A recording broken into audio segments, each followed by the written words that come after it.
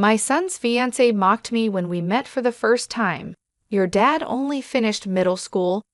Seriously, can you even get a job with such low qualifications? She laughed heartily. Her father joined in. I can't believe he's an unemployed high school dropout. They belittled me, and to make things worse, they served food only for themselves, excluding me. The fiance's mother said with a big smile, I prepare meals only for my family. I've never seen someone treated so badly during a meeting between two families. I decided to get back at the 5 rude people, including my son, and told them to say whatever they wanted before storming out of the restaurant. My name is Eric Roberts. I just turned 59 this year, and I have a 24-year-old son named Larry. But my relationship with my son is strained, and he never comes to my house.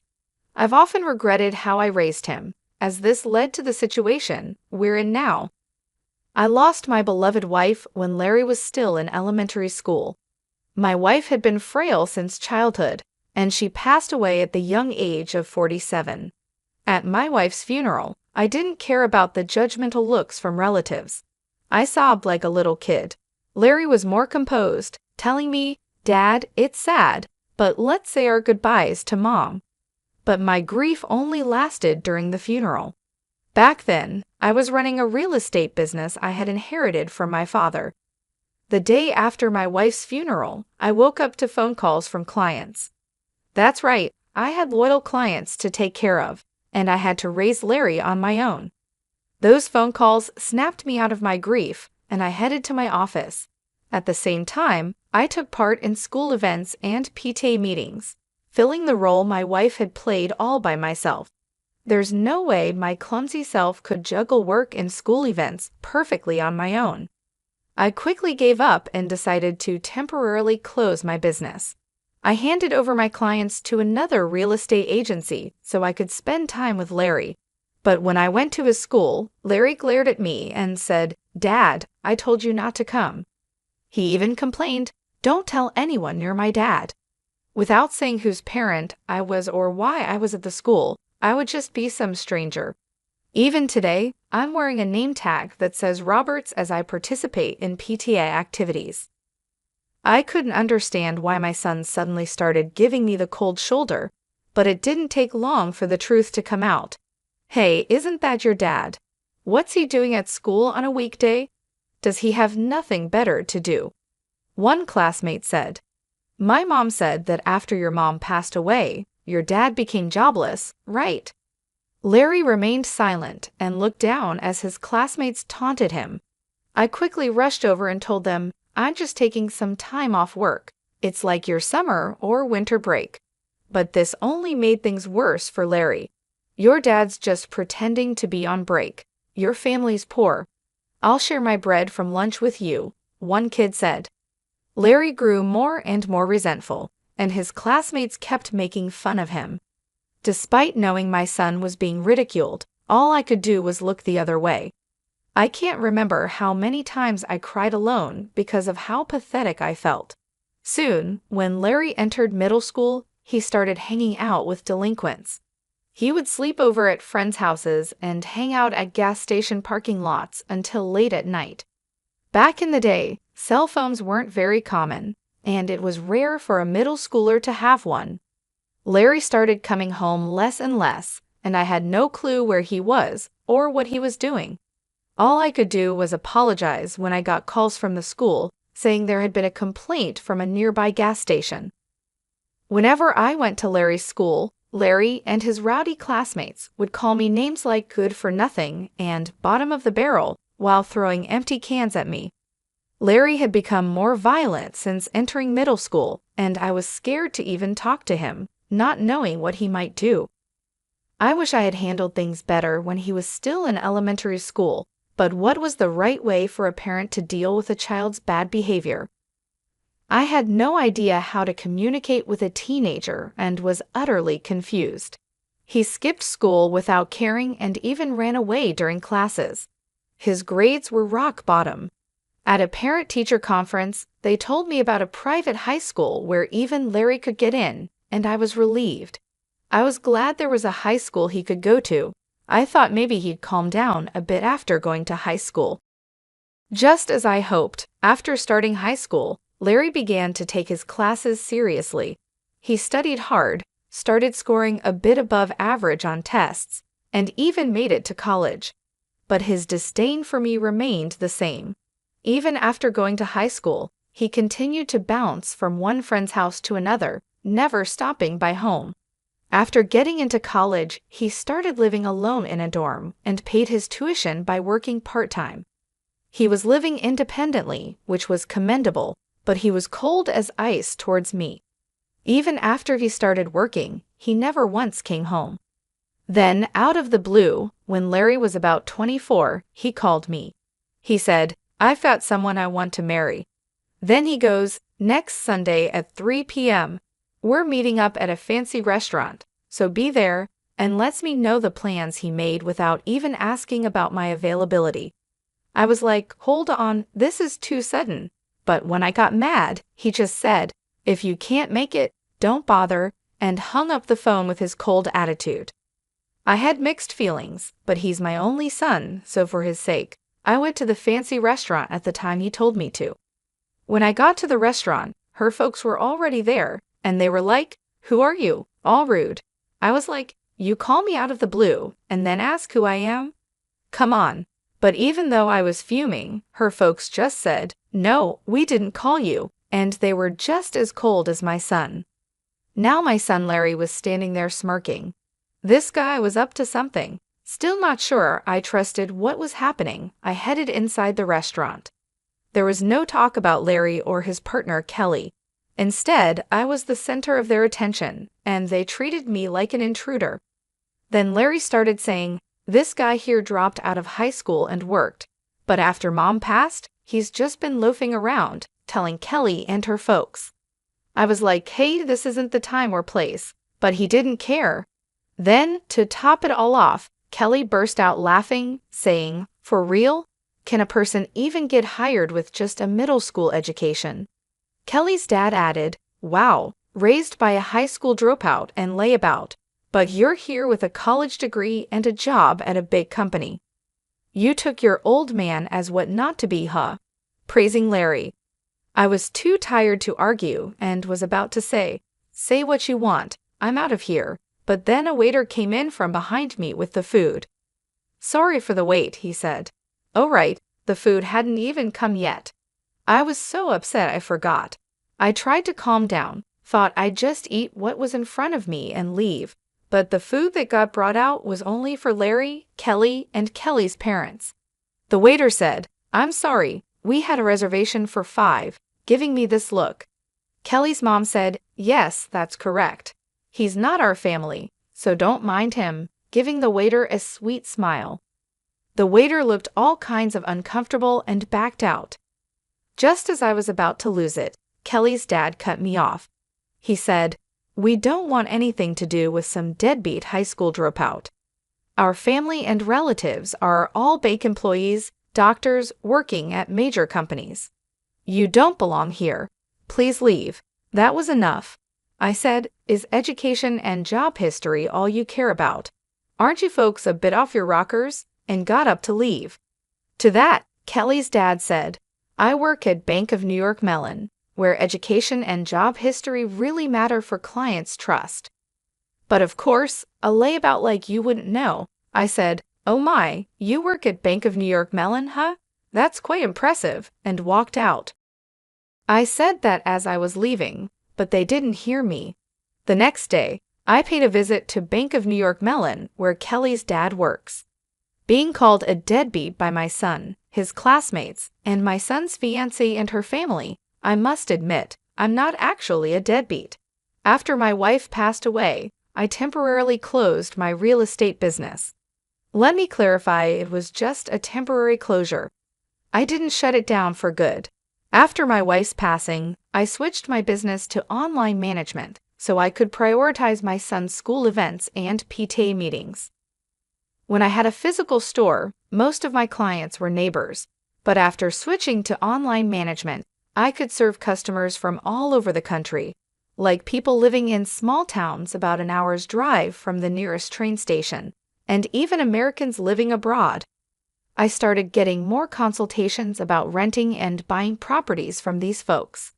Thanks to the internet, I could expand my property portfolio and cater to a broader clientele. Running a real estate business online made things possible that seemed like a dream. Additionally, I was quite active in stocks and investments as a hobby. Currently, I have $70 million deposited in Bank of New York Mellon, where Kelly's dad works.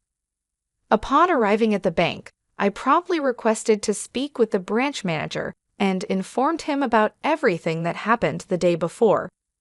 I said, "I was told by one of your employees that this bank operates on trust, built on educational background and work history. So I've lost all trust in this bank because of that statement. Could you please proceed with the account closure?" The branch manager kept apologizing profusely and finally explained the account closure process with a face on the verge of tears. "Oh, I almost forgot about something important. There's this troublemaker who has not paid the rent for the apartment I own for 3 years. I had been letting it slide, thinking he's my son, but no more. I mailed my son a notice demanding 3 years' worth of rent. 5 days later, Kelly's dad and my bonehead son came storming into my house. Why did you rat me out to the branch manager? That was underhanded, Dad. What's the deal with that notice? If you're the manager, cover for me." I sighed and said, "I lost trust in the bank after learning about your practice of judging clients based on education and work history. Are you panicking just because of what one person said? Do you have something to hide? And Larry, just because we're family doesn't mean you can skip paying rent. Pay your own rent." Kelly's dad shouted, "Because you went around stirring the pot, I got a bunch of complaints from my other clients.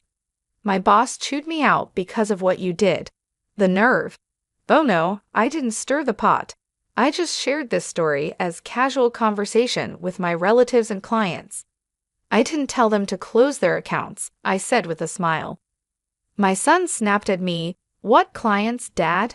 You're just a deadbeat, aren't you? Do you think a deadbeat could afford to build a huge house like this in such a prime location and still maintain this lifestyle?" "I even did some renovations recently," I replied. My son looked baffled and said, "Huh? What's that? Did you go into debt or something? I'm really fed up with you." I took a break from my real estate job for a while and then switched to running an online business, which I'm still doing. "How many times do I have to tell you I'm not a bum?" I said. My son turned pale and said, "What? I had no clue. I thought you were just working part-time." Kelly's dad started yelling, "You're a real piece of work, keeping your occupation secret even from your own son." Annoyed, I said, "Say whatever you want," and closed the front door. Outside, I heard them shouting, "You've ruined my reputation.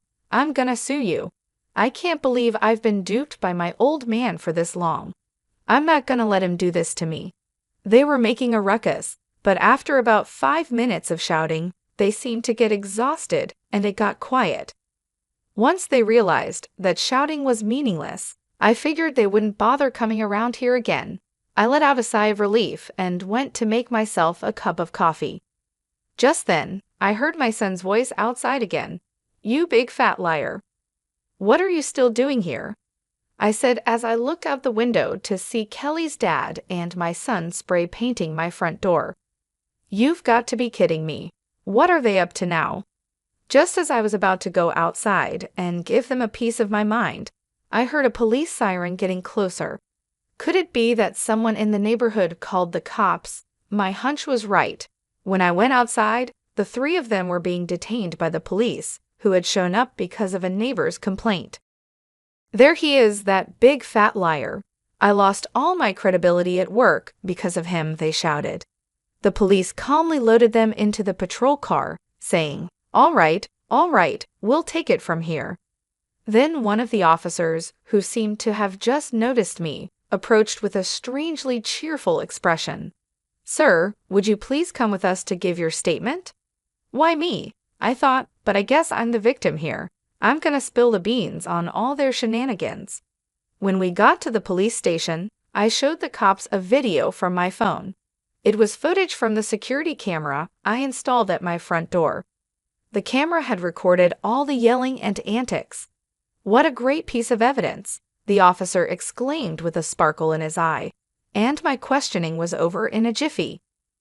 My son and Kelly's dad were given a stern warning by the police and had to sign a restraining order to keep their distance from me. It turns out the whole neighborhood had witnessed their crazy behavior. One of my son's coworkers, who lives nearby, had been blabbering about it at the office. "Hey, you won't believe it, but Larry was caught spray painting his own father's house and got hauled off by the cops." I was so shocked I recorded the whole thing. My son became the talk of the town at his workplace and with clients, and his boss ended up demoting him.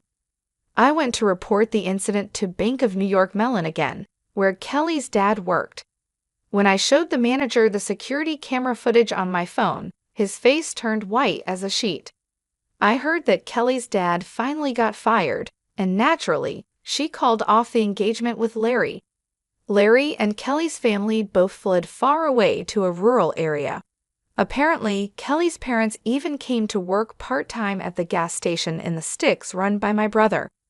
They were no good and couldn't get the hang of stocking shelves, no matter how many times they tried. I showed them and had to give them the boot right away.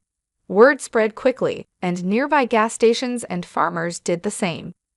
According to my brother, Kelly's parents can't seem to land a steady job and are bouncing from one gig to another at gas stations and farms. Furthermore, I heard that Kelly showered her boyfriends, including my son, with expensive gifts like watches, and she got into debt because of that. The little money her parents make from their part-time jobs apparently goes straight into paying off Kelly's debts. It's a mystery how they're making ends meet. It's been 6 years since then, and my son is now 30. It seems like he's changed for the better after being treated with kindness from folks in the small town he moved to. He came to me a couple of times and apologized sincerely. He said, "I was naive and immature. I didn't even try to understand your job and just labeled you as a good-for-nothing. I can't apologize enough for how much I regret it." Seeing the change in my son's attitude, I decided to let him move in with me. Now he's working at a company near my place, and little by little, he's helping me out with my work too. But don't get me wrong, he's still inexperienced, and I don't trust him completely.